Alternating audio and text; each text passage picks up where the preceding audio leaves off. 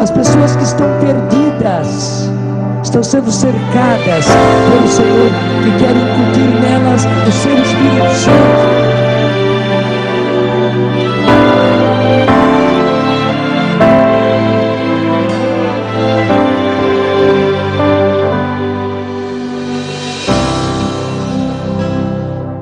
Isaías capítulo 51.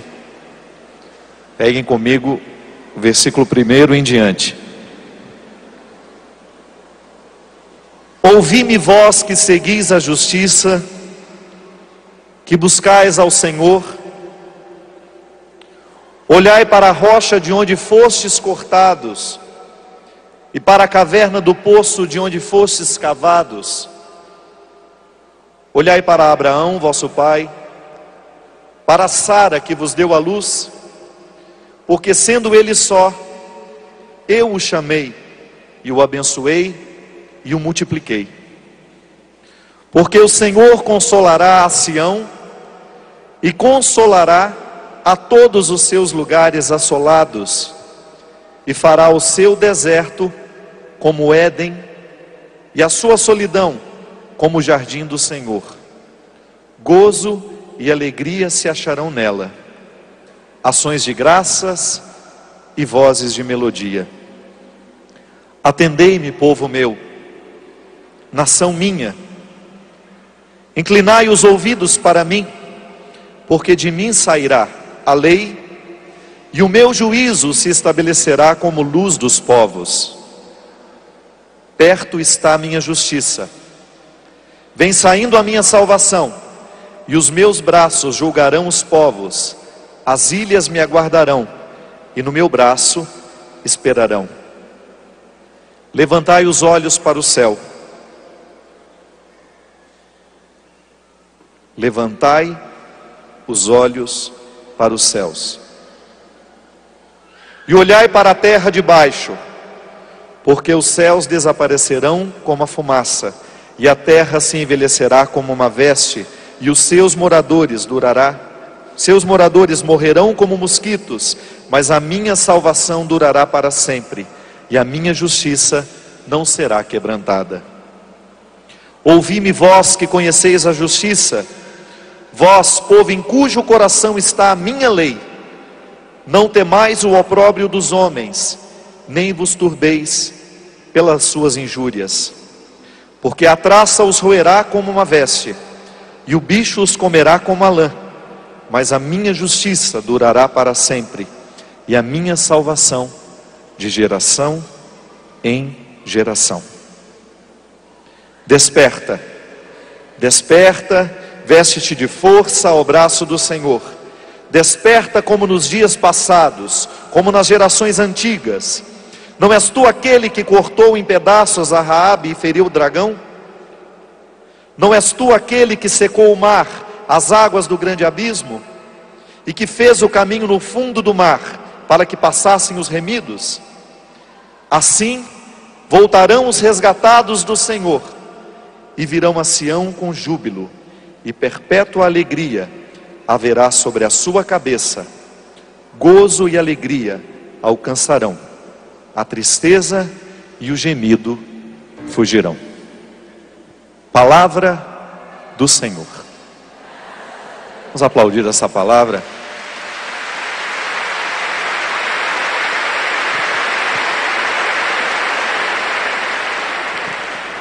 Desde sexta-feira nós estamos olhando para o coração de Jesus, para descobrir nele o modelo do nosso coração. O cristianismo é essa proposta: olhar para Jesus para que nós tenhamos condições de sermos parecidos com Ele. A identificação acontecer à medida que a gente conhece. Mergulhamos no mistério de Deus para ser com Ele. Lembra que eu já dizia aqui que a teologia mora nas preposições? Com Ele, por Ele, para Ele, nele. Olhar para o coração de Jesus para nós descobrirmos o nosso jeito de ser gente. É a frase de Pilatos: eis o homem. A antropologia cristã está nessa frase: eis o homem, olhem para ele, reconheçam nele o modelo que nós precisamos seguir. É a meta que nós precisamos alcançar. E ontem nós celebrávamos isso. Nós dizíamos que a cada Eucaristia, que a cada encontro sacramental, nós diminuímos a distância do nosso coração para o coração de Jesus, e que a vida cristã é o exercício diário de acolher a graça de Deus, de fazer a nossa parte com o nosso esforço, com a nossa luta, para que a gente possa ter esse coração identificado com Ele. Aí a gente recordava: presta atenção no teu mestre, presta atenção no teu mestre, porque é com ele que você precisa se parecer. Você sabe, minha gente, que esse é o desafio nosso o tempo todo como evangelizador. É nunca permitir que você pare em nós. Eu não posso parar nos meus modelos humanos. Os meus modelos humanos, eles me ajudam a encontrar uma forma de ser e de agir, para me identificar, para me ajudar a chegar lá no objetivo maior. Por isso a igreja nos recomenda a devoção aos santos. Mas a igreja não recomenda que a gente pare nos santos. Não é verdade?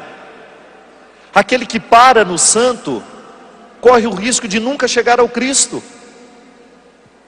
Porque o santo é apenas uma ponte para nos favorecer a chegada ao conhecimento de Jesus.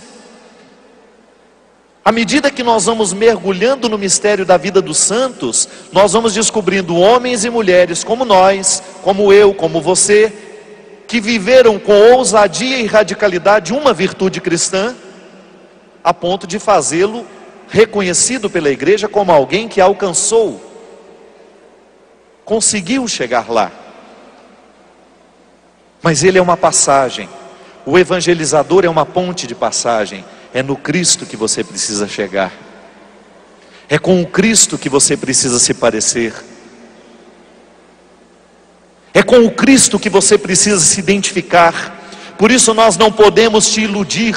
Nós precisamos te apresentar o Evangelho, nós precisamos te apresentar a pessoa de Jesus, porque a sua identificação com Ele é que lhe dará o equilíbrio para você ser quem você é, e para você encaminhar as suas questões humanas à luz do ressuscitado. Evangelizar é isso, é apresentar Jesus como uma proposta de vida, é apresentar Jesus como o mestre que pode nos ensinar a melhor maneira de ser quem a gente é. E isso é fantástico, porque Jesus é um modelo universal. Nenhum ser humano pode dizer: eu não tenho condições de fazer o que esse homem fez. Por quê? Porque Jesus ultrapassou todos os limites da condição humana. Ele conseguiu superar todas as mesquinharias que são próprias do nosso contexto. Ele conseguiu se estabelecer como um homem que também lutou contra as suas dificuldades. É Deus, mas é também homem, é humano que sente sede, é humano que sente frio, é humano que sente medo. E o Evangelho nos retrata justamente a coragem deste Deus humanizado em tocar essas questões para nos ajudar a tocar também. E por que eu escolhi esse texto da Sagrada Escritura, do Antigo Testamento, para falar do coração de Jesus? Porque a dinâmica do coração de Jesus na nossa vida é justamente nos fazer viver o processo da restauração. Meu pai era pedreiro. Eu escutava meu pai dizendo uma coisa que eu nunca mais me esqueci. Ele falava assim: reformar é muito mais difícil que construir. Já ouviu falar isso também? A reforma dá mais trabalho que a construção. Por quê? Porque na verdade na reforma você já tem uma estrutura estabelecida. Na construção não. Quem vai construir uma casa tem o direito de projetá-la de acordo com seus sonhos, com suas expectativas, com suas necessidades, né? Você vai lá, pega um engenheiro, um arquiteto, Preciso de um quarto para fulano de tal, preciso de um quarto para isso, preciso de uma sala para isso, preciso de uma cozinha maior, preciso de uma copa, preciso de um escritório. Você vai escolhendo de acordo com as suas necessidades. Nem sempre a gente consegue construir a casa de acordo com as nossas necessidades, mas você vai tentar aproximar a sua construção da sua real necessidade de moradia, não é verdade? A reforma não. De repente está lá aquele trambolho na sua frente, é o que deu para comprar, e aí agora nós vamos ter que dar um jeito nisso.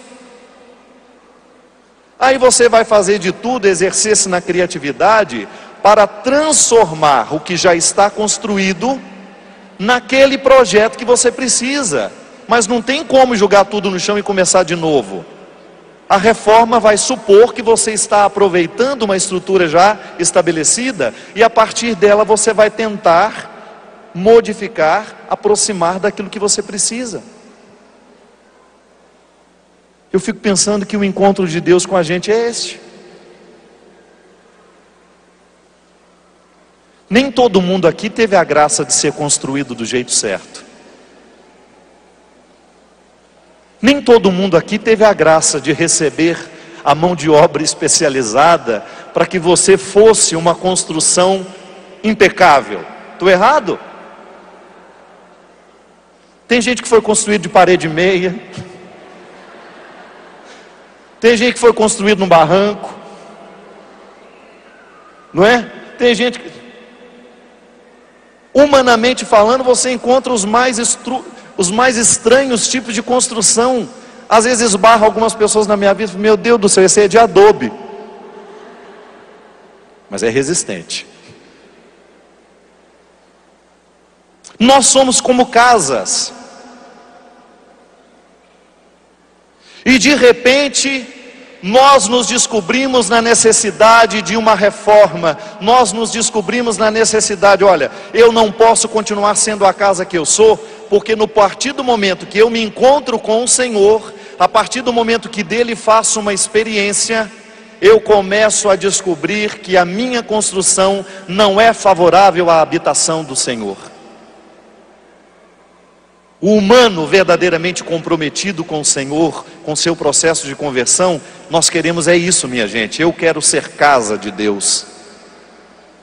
Eu quero ser uma casa, uma habitação onde Deus possa morar.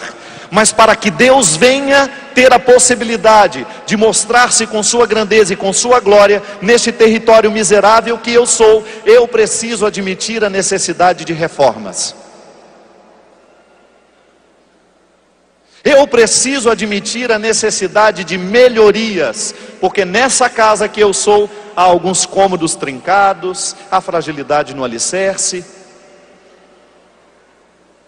há situações da minha construção que eu preciso correr atrás para reformar, porque senão eu vou impedir a permanência de Deus, ou a manifestação dessa grandeza de Deus na minha vida. Isso é ousadia, eu sei, mas é o que Deus quer para cada um de nós. Olhar para o coração de Jesus não é outra coisa senão a gente prestar atenção no ser humano que nós podemos ser, na casa que nós podemos nos tornar, para que Deus tenha a oportunidade de ser glorificado através de nossa vida.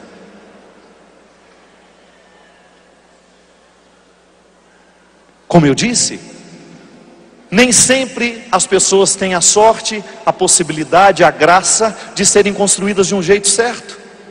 É por isso que a gente precisa olhar com muita responsabilidade para a educação dos nossos filhos. Educar um filho é você construir uma casa. Será que Deus vai encontrar lugar para manifestar nessa casa que você está construindo? Nessa criança que você gerou? Será que você está criando estrutura humana para que Deus tenha a possibilidade de nela manifestar a sua glória, de nela manifestar a sua grandeza? Será que a família está sendo hoje, sendo construída nessa consciência, que colocar um filho no mundo é justamente dar a Deus a oportunidade de ser naquela criança, de estar presente, de viver nela? São os desdobramentos das responsabilidades morais que o cristianismo nos sugere. O bom cristão é aquele que está comprometido com a moral, é aquele que está comprometido com aquilo que realmente pode edificar uma pessoa, dar a ela condições da realização humana, da felicidade, da alegria, que só é conseguida mediante as reformas que ao longo da vida nós vamos precisar fazer, dessas restaurações que Deus vai precisando fazer em nós, e à medida que nós permitimos, nós entrarmos na dinâmica do profeta. Olha que beleza isso. Olhai para a rocha de onde fostes cortados. Você não é parte de uma rocha qualquer. Você vem de uma rocha nobre. Aqui está a antropologia cristã, que meu amigo Padre Joãozinho me ensinou tão bem na teologia, né? Esse otimismo. É maravilhoso isso. Ontem nós dizíamos, acreditar em Deus tem repercussões humanas.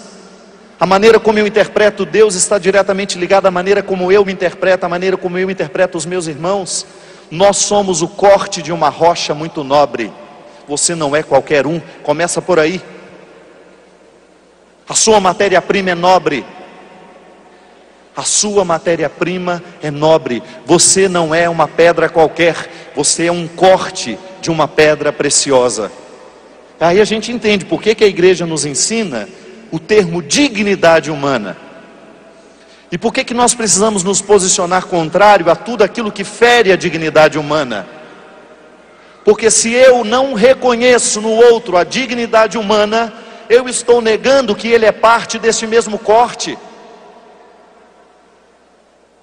que ele carrega consigo essa mesma nobreza.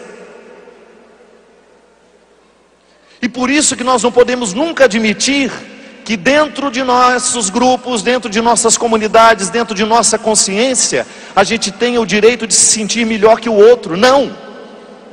Você pode até estar mais lapidado, mas a matéria-prima que te compõe é a mesma do seu irmão que está do lado agora.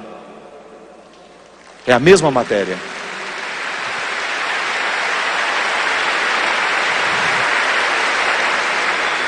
Bem vestido ou mal vestido, a matéria-prima é a mesma, é filho de Deus.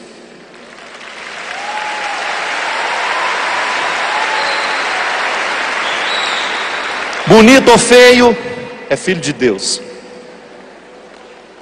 Não tem jeito. E você sabe que a sensibilidade dos místicos está justamente em penetrar neste mistério, né? Que não é fácil não, minha gente. A vaidade espiritual é muito fácil de tomar conta de nós. Como nós encontramos gente vaidosa do ponto de vista espiritual? Aquela pessoa que se posiciona diante do mundo como se ela já estivesse repleta de tudo o que poderia encontrar na vida, e ela se sente melhor, ela se sente maior, ela já fala sempre como se o outro fosse uma criatura inferior. Não, está aqui. Nós somos todos partes de um mesmo corte. Somos parte desta mesma rocha, somos cortados do mesmo pedra. Isso nos coloca numa condição de igualdade.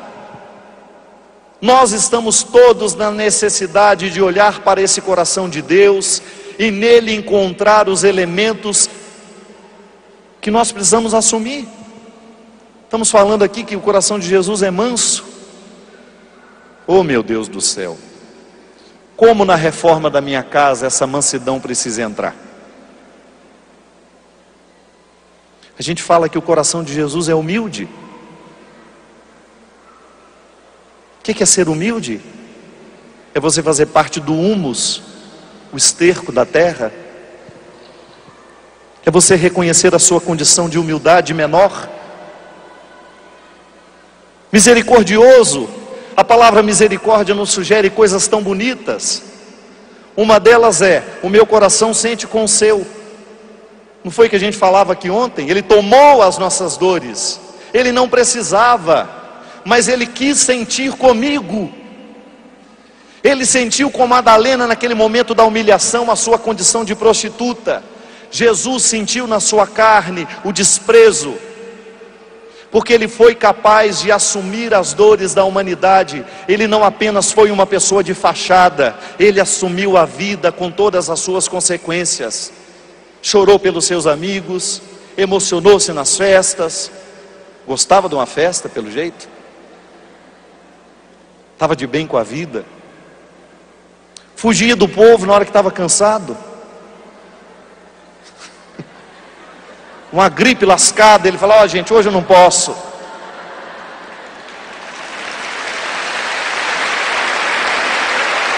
Hoje eu não vou tomar esse sereno. A postura de Jesus como alguém que encarava a vida com verdade, com vontade. Eu sempre me alegro muito, porque quando eu olho para o modelo humano que eu preciso assumir, eu só encontro coisas boas. Só encontro coisas boas.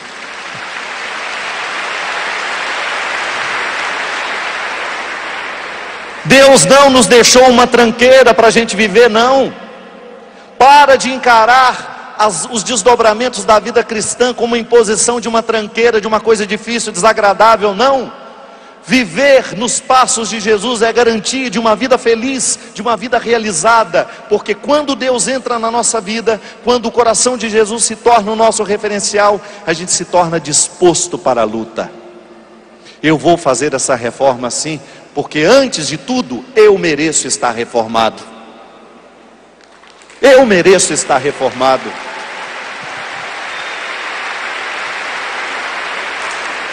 Às vezes eu fico olhando para mim, sabe?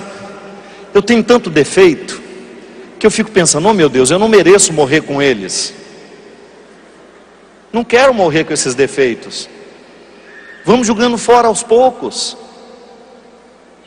E Deus ajuda a gente a jogar fora, gente. Basta você ter honestidade. É por isso que eu volto a dizer: Deus não pode trabalhar na nossa mentira. Você pode observar como a nossa mentira é um empecilho para a nossa vida. Eu falo de verdade pessoal mesmo, de você ser capaz: eu sou assim mesmo, eu tenho esses defeitos, isso sou eu. Já começou a vencer aquele que reconhece ter perdido. Já começou a ganhar virtudes o que reconhece ter defeitos.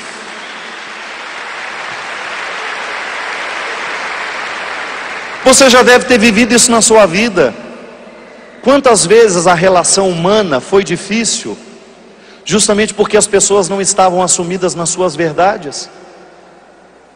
Eu não tenho o direito de lhe impor os pesos da minha mentira pessoal. Você não tem o direito de me impor os pesos da sua mentira pessoal. Nós só podemos dar certo a partir do momento que nós somos capazes de reconhecer os nossos defeitos. Verdadeiros amigos são assim. Quando não se escondem nos seus defeitos para se parecer forte, para se parecer o bonitão da história, com o desejo de ter sempre razão, não. Eu não tenho dificuldade nenhuma, desde que a verdade seja o prato principal. Desde que a gente tenha condições de falar dos nossos defeitos. Desde que a gente tenha condição de olhar uns nos olhos do outro e dizer: realmente eu errei com você, eu fui falho com você. Agora, a partir do momento que eu não sou capaz de reconhecer isso para você, eu estou te colocando um fardo, que é a minha mentira. A mentira é uma... Eu falar um palavrão. Se bem eu não acho que merda é palavrão. Só não vou falar porque não posso. Mas a mentira é uma dificuldade muito grande. Ela nos impede o processo da restauração. Não adianta você falar assim: essa parede não está trincada. Se todo mundo olha e a parede está lá trincada. Como é que essa restauração, a promessa do profeta para Israel, que é também para nós, olha aqui a ponte. Ontem nós falávamos da nossa ponte litúrgica, de Sara, de Abraão até Jesus, não foi que a gente dizia? Que nós estamos interligados da infertilidade de Sara à fertilidade de Jesus. Olha aqui a nossa raiz: olhai para Abraão vosso pai e para Sara que vos deu a luz, porque sendo ele só, eu o chamei e o abençoei e o multipliquei. Nós somos o fruto dessa multiplicação. Essa restauração que Deus promete a Israel é também para mim, é para você, e agora ainda plenificados pela verdade totalmente revelada em Jesus. A plenitude da revelação nos foi dada. Jesus é o referencial, é o ponto final dessa história de revelação que termina com a morte do último dos apóstolos e que continua em nós de outra forma. Quando eu também me coloco diante dessa verdade revelada e eu me sinto um participante dela. Mas não pode ser restaurado aquele que não assume as suas trincas. Está trincado? Não tem problema.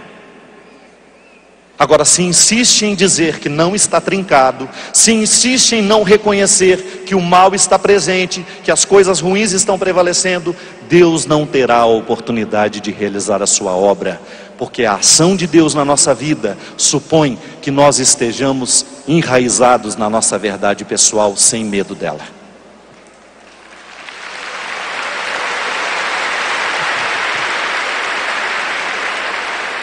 Para isso que nós somos religiosos, gente.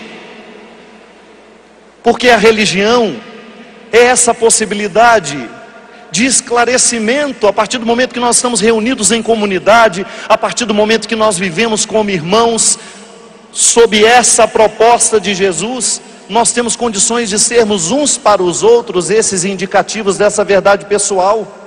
Nós precisamos muito de amigos de verdade, de pessoas que nos amem de verdade, que são elas que poderão olhar para nós com alguma responsabilidade e ter condições de apontar quais são os caminhos que nós precisamos tomar para o conserto dessa trinca que muitas vezes nós temos na alma. É um indicativo humano. Ainda hoje encontrei lá a Patrícia da comunidade Betânia. Olha essa obra que não termina. E não vai terminar nunca, enquanto outras pessoas sonharem o mesmo sonho que o Padre Léo. Que tiverem o mesmo amor pelo ser humano, que tiverem a mesma paixão pelo ser humano, Por que Deus fez tanto no Léo? Porque o Léo não sabia amar Deus sem amar os homens, sem amar as mulheres. O Léo aprendeu desde muito cedo que amando a miséria humana, que cuidando da miséria humana, ele está prestando a melhor forma de adoração que Deus precisa.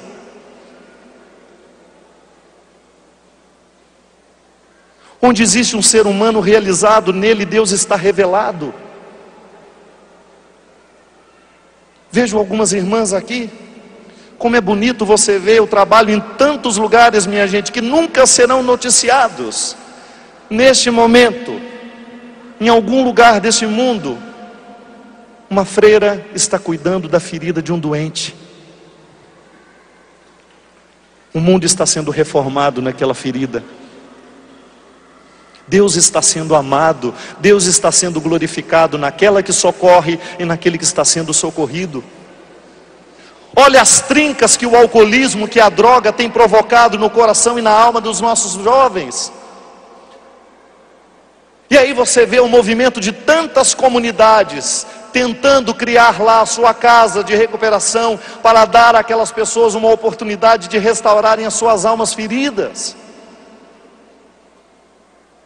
Porque quando eu descubro que eu preciso viver essa restauração, eu olho para os que estão do meu lado e eu sou solidário. Aí eu volto a dizer, não existe possibilidade de vaidade espiritual naquele que verdadeiramente está vivendo o processo de Deus na sua vida.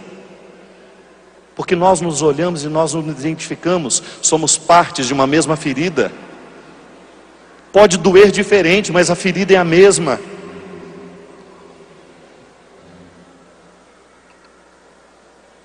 Dói com intensidades diferentes, mas dói.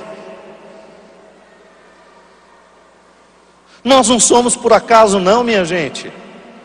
A dor que dói em você é fruto da inflamação dessa trinca. Pode observar. As nossas dores afetivas, elas não são por acaso. Quantas pessoas vão morrer no corpo, morrem de verdade, porque não cuidaram das trincas dos afetos, desses estragos que as pessoas vão fazendo em nós à medida que a gente vai vivendo. Lembra daquela música? Cada um de nós tem uma história, e de repente aqui estamos nós. Cada um por um caminho veio, e hoje estamos todos juntos, guiados pelo Espírito de Deus. Cada um por um caminho veio, e hoje estamos todos juntos, guiados pelo Espírito de Deus.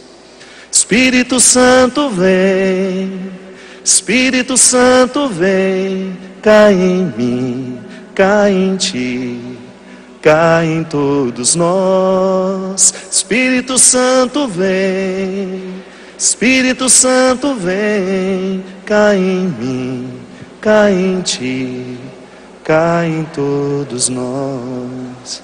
Cada um de nós tem uma história, e de repente a gente se esbarra. E de repente a gente se esbarra para ajudar a consertar a trinca, ou de repente a gente se esbarra para roubar, para derrubar tudo de vez. Não é verdade?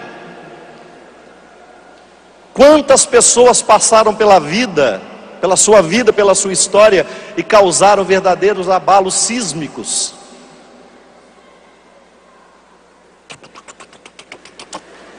Tem gente que é trator, né? Quando passa na nossa rua, a gente olha para as paredes, vai derrubar tudo agora. Muita trinca foi provocada justamente porque o outro passou com pesos demais.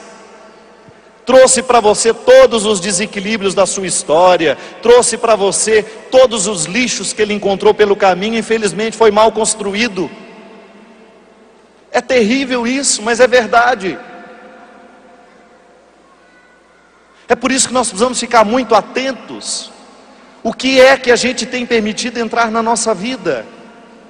Porque às vezes os abalos, as trincas que necessitarão de restauro, são provocadas por passagens que são desastrosas e que a gente não percebe na hora que está acontecendo. Da mesma maneira como nós também podemos passar pela vida de muitos e provocar estragos. Eu sempre peço a Deus a graça de ter essa clareza. Se eu estou te fazendo mal, eu quero ir embora. Não quero continuar. Se você está me fazendo mal, eu quero ter o direito. Olha, não quero. É direito seu. Cuidar do espaço que é seu. Ah, mas a gente precisa perdoar, padre. Tudo bem, você perdoa, você retira aquele peso, mas você também delimita o seu território. Você pode muito bem perdoar o traficante, mas você não precisa mais permitir que ele volte a visitar a sua vida. Estou errado? Não. Você perdoa o mal que ele te cometeu, mas a partir de hoje você determina que no seu território aquilo que te fez mal não entra mais. O restauro das nossas trincas afetivas, para que a gente seja parecido com esse coração de Jesus, para que a gente tenha esse equilíbrio que no coração de Jesus a gente encontra, passa o tempo todo pela triagem responsável que nós precisamos fazer. Eu não quero morrer com as minhas trincas, eu não quero morrer sem esse restauro, eu quero ter a possibilidade de passar pela vida do outro e fazer com ele o que essa proposta da palavra. Ser um instrumento de restauração, ser um instrumento de transformação. Por isso eu preciso administrar bem as minhas verdades, a minha realidade humana. Eu não tenho direito de, por causa das minhas mentiras, eu provocar um inferno na vida do outro. Minha gente, e é por isso que nós precisamos gritar o tempo todo a necessidade da nossa conversão, da conversão das nossas famílias. Os nossos agrupamentos humanos, eles estão tão fragilizados, justamente porque falta o comprometimento com as questões humanas. Eu quero ser melhor. Se a nossa religião nos impusesse essa responsabilidade, eu quero, por causa do Deus a quem eu amo, por causa da fé que eu professo, eu quero ser melhor. Se cada um de nós sentíssemos esse desejo no nosso coração hoje, eu vou mudar o meu jeito como eu trato os meus funcionários, eu vou mudar o meu jeito como trato os meus amigos, eu vou mudar o meu jeito como trato os meus alunos, as pessoas que trabalham comigo, o mundo seria muito melhor.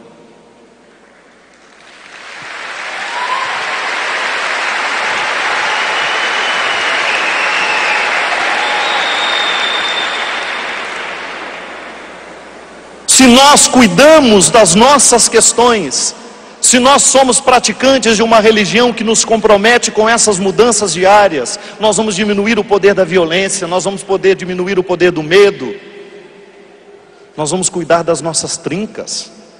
Isso é urgente. Tem gente com goteira demais, telhado furado, calha entupida. Na sua casa pessoal, tem calha entupida, tem telha furada, tem piso trincado, tem vazamento de esgoto. Nossa Senhora, precisa de reforma.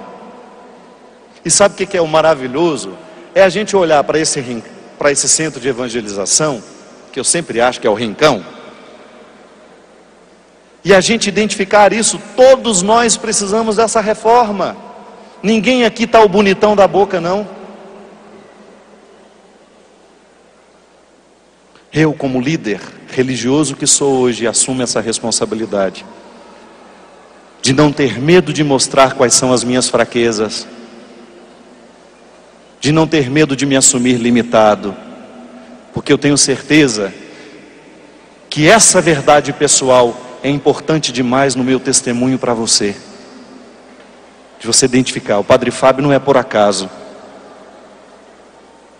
O Padre Fábio está vivendo a mesma reforma que eu, e eu faço de tudo para que a minha reforma possa tocar o seu coração, para que você se disponha a reformar-se também.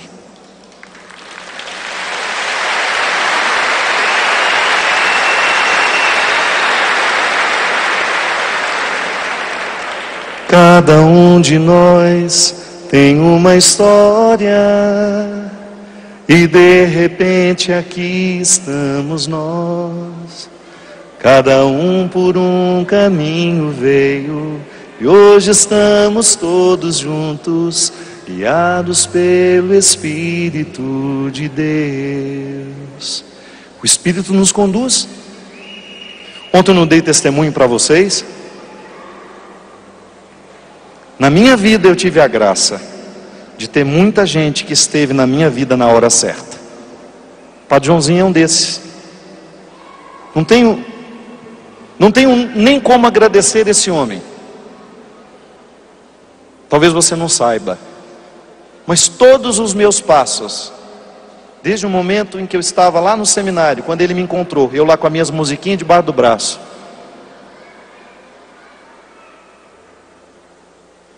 quando ele me olhou com responsabilidade, ele falou: esse menino tem muita trinca, precisa melhorar ainda muito. Feliz aquele que tem alguém para lhe dizer não na hora certa, minha gente. Feliz aquele que tem alguém ao lado para lhe indicar o caminho, para lhe apontar com serenidade as trincas que a sua alma tem. Faz essa reforma, vale a pena. À medida em que você se decide reformar-se, à medida em que você aceita essa dinâmica de Deus na sua vida, você ganha com isso, porque você sai dessa condição de derrubado, acabado. Não. A restauração é uma necessidade na minha vida, na sua. Todos nós precisamos ser restaurados. Nós queremos ter um coração parecido com o de Jesus. Então, mãos à obra. Oração, ação, trabalho humano, luta, terapia em alguns casos. Está desequilibrado demais, vai lá. Ninguém te aguenta. Vai cuidar das suas mazelas. Encontra um psicólogo bom, cristão, que tenha os mesmos comprometimentos que nós temos. Vai lá. Mexe no seu passado. Reza melhor quem faz terapia, que vai rezar sobre as suas misérias. Tenha coragem de se abrir com seus verdadeiros amigos. Não tenha medo de assumir as suas misérias. Faz bem. Chore com eles. Faz bem. Tenha alguém que, pelo amor de Deus, que tenha possibilidade de conhecer os seus quartos escuros. Faz bem. Alguém que tenha possibilidade de entrar com você nos lugares da sua restauração. Faz bem. É o que muda a vida dos alcoólatras. É o momento em que eles têm coragem de olhar para a família e dizer: vocês precisam me ajudar, porque sozinho eu não consigo sair desse vício.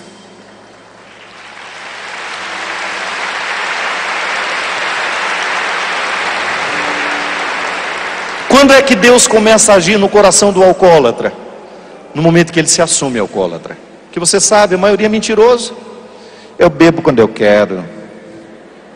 Então quer toda hora.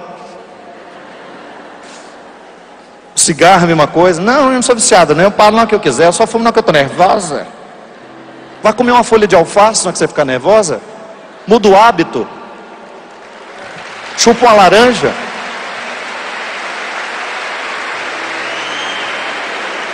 São as nossas trincas que muitas vezes a gente não tem condições de assumir.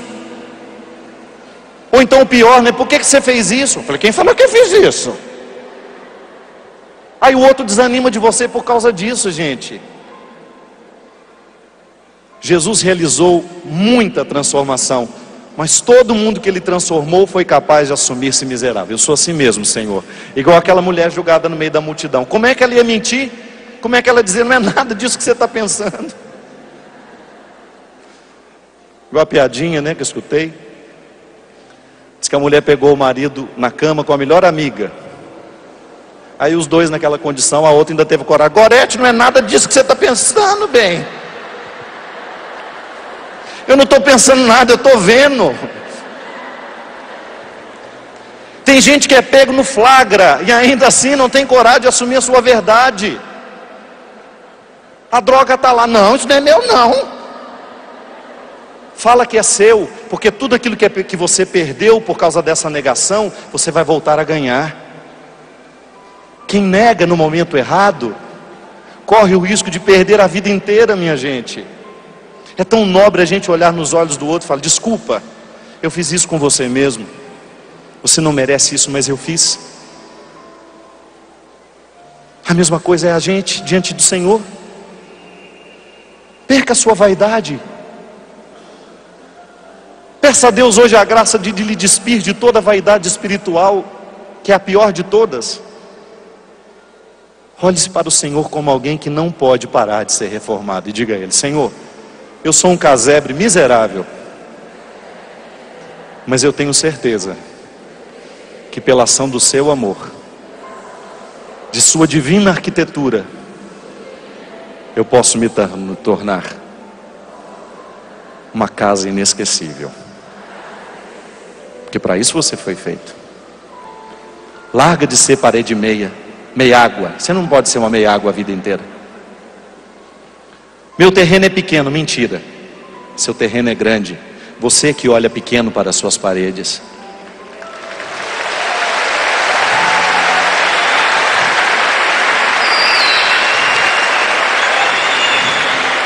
Não pode olhar pequeno para as suas misérias, não, para o seu terreno, não. Olhe grande. Deus pode fazer construções frondosas, maravilhosas em você. Eu já vi tanta gente que era um casebre miserável tornar-se gente grande, maravilhosa, porque aceitou a reforma que o Senhor havia preparado para elas. Minha gente, eu sei que eu vou errar muito pela minha vida fora,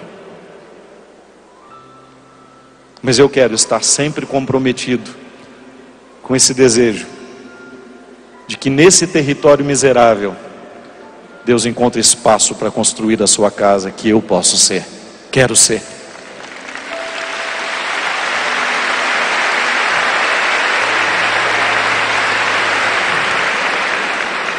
O olhar de quem ama alcança o futuro. O olhar de quem ama alcança o futuro. Eu acredito nisso. O olhar de quem odeia só vê o passado. O olhar de quem ama alcança o futuro.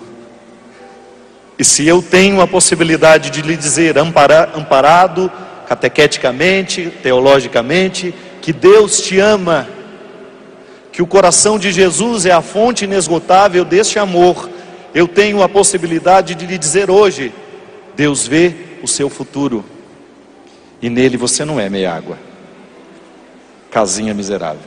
Você é construção grande, que pode abrigar muita gente. Que o bom de você ser uma casa bem construída é isso. É você ter a possibilidade de dar sombra, de dar abrigo aos que estão desabrigados. É você ter a possibilidade de dar aconchego aos que estão ao relento. É você ser uma alma aberta, comprometida com a felicidade das pessoas. Uma alma aberta, comprometida com a realização de quem passa por você. Não perca essa oportunidade. Não perca a oportunidade de alargar as suas construções, de reformar as suas paredes tão debilitadas, de consertar as suas estruturas tão danificadas. É a palavra do Senhor hoje que nos diz que você tem a possibilidade de tornar-se uma fortaleza, um lugar de encontro, um lugar de aconchego. Por isso tudo aquilo que está errado em você não precisa ser um problema hoje. Você vai embora daqui, mas poderá levar consigo esse problema se você não reconhecer hoje, se você não reconhecer aqui agora, que este problema existe.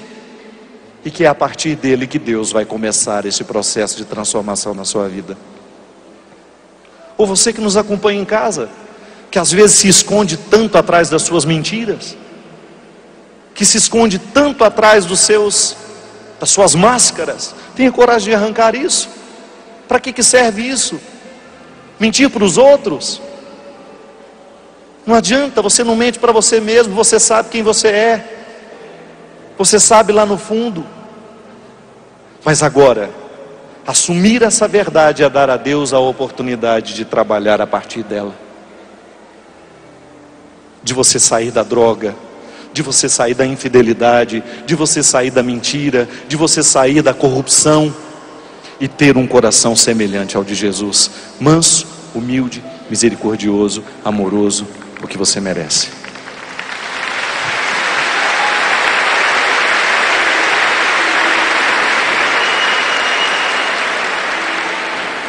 Deus vê o seu coração. Não precisa tentar esconder. Você já viu que às vezes até na oração a gente vai mascarado? Quanta mentira a gente fala na nossa oração, gente. Imagina. Reza a sua verdade. Tenha o hábito de rezar a sua verdade. Senhor, hoje eu senti o desejo de matar o meu irmão.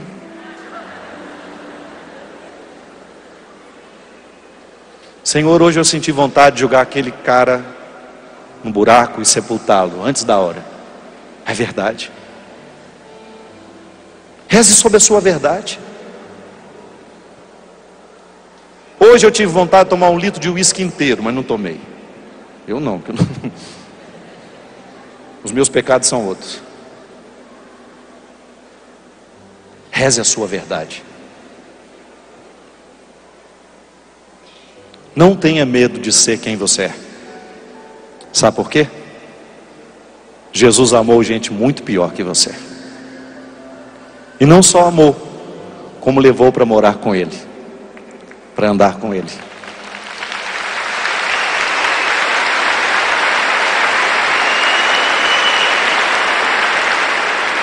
Levou gente muito pior que você para estar com Ele.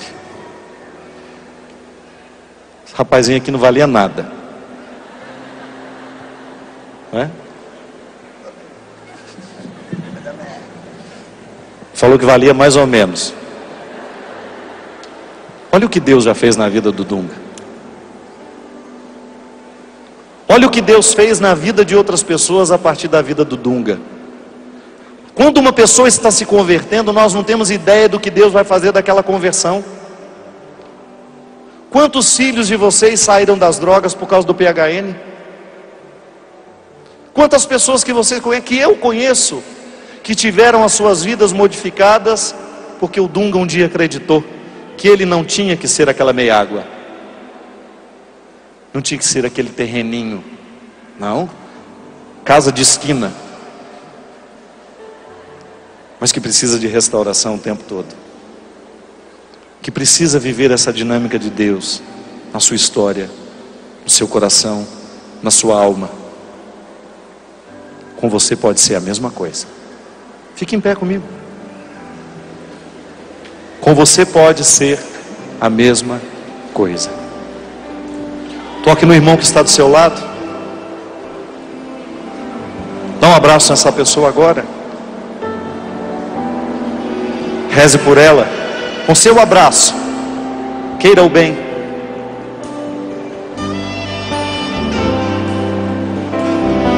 Canta com a gente.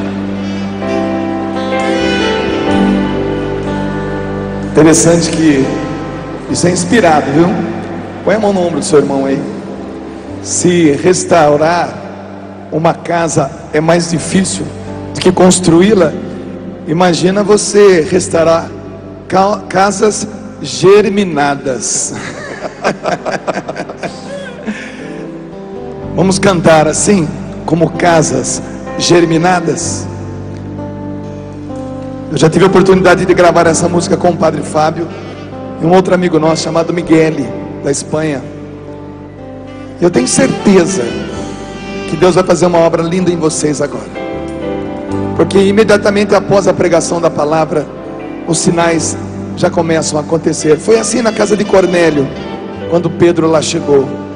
Ele não pôde negar o batismo da água, porque eles já estavam batizados no Espírito.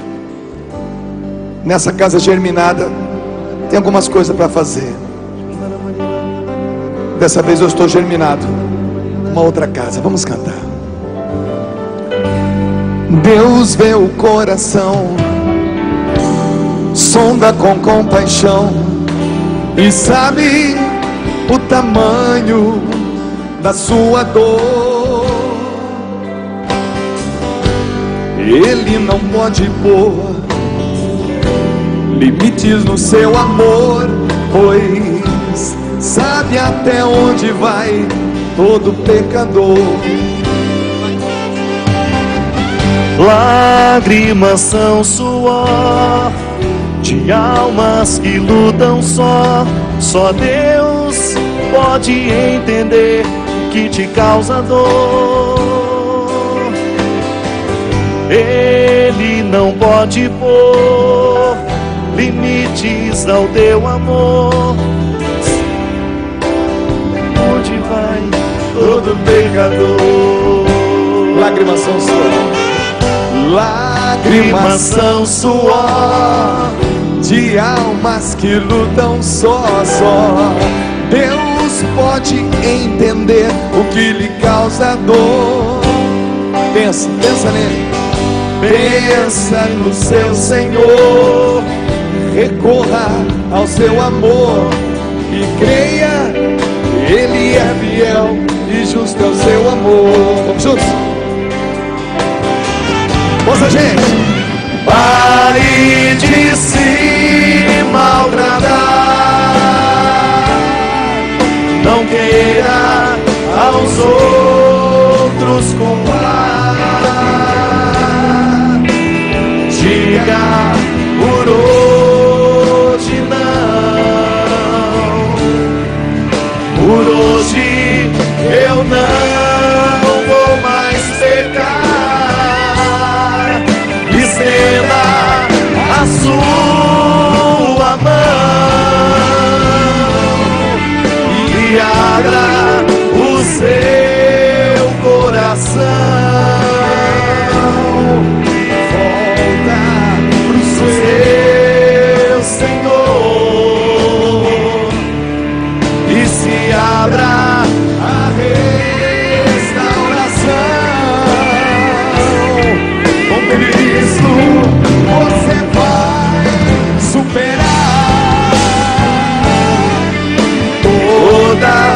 As barreiras passar, todo o pecado vencer. Balança a mão desse abençoado aí, fala para ele: coragem, meu irmão. Onde nós saímos? Já tá bom demais. Acho que dá para ir mais.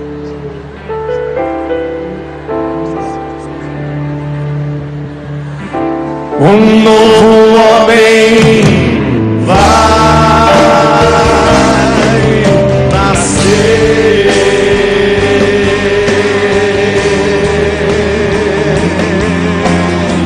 E faz muito barulho pra esse Deus maravilhoso, gente. As pessoas que estão perdidas estão sendo cercadas pelo Senhor, que quer incutir nelas o seu Espírito Santo.